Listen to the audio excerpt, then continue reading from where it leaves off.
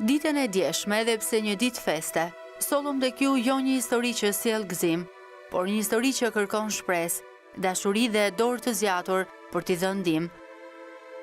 Elisabeta Picari, gruaja e cila rrëfeu një pjesë të jetës së saj, do të vazhdojë edhe sot të tregojë tmerrin e përjetuar në 12 vite martesë me një njeri që në fakt, me sjelljen e tij, dëshmon se është larg të qenurit një shenje humane.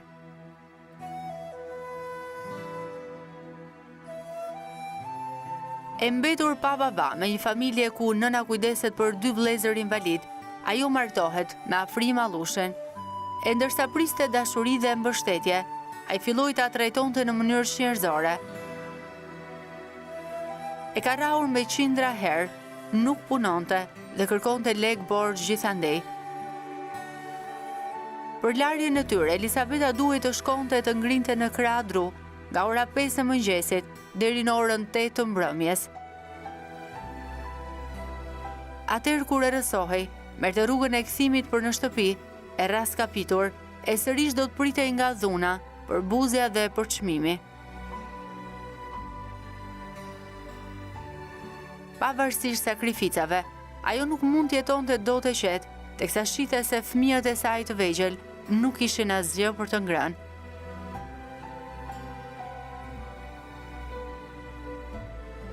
Një ditë, teksa bashkëshorti e rrahu dhe u bë gati të merrte sopatën për t'i prerë kokën, ai u ka thyer dritaren, ka dalë jashtë dhe me vajzën në krah ashtu siç ishte, e zbathur, ka shkuar në komisariatin e policisë.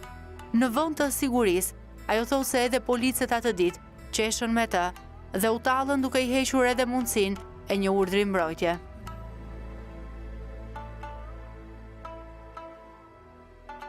Bashkëshorti nuk ndalej, madje shkoi aq larg, sa së bashku me motrën e tij që jetonte në Itali, mendoi të shiste 2 fëmijët në këmbim të disa parave.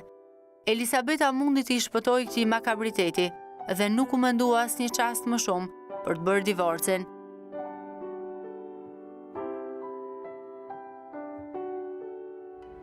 Transmetimi i drejt për drejt i kësaj historie ditën e djeshme mori jo vetëm vëmendjen tuaj, por edhe solidaritetin që ne si shoqëri për fat të mirë na karakterizon.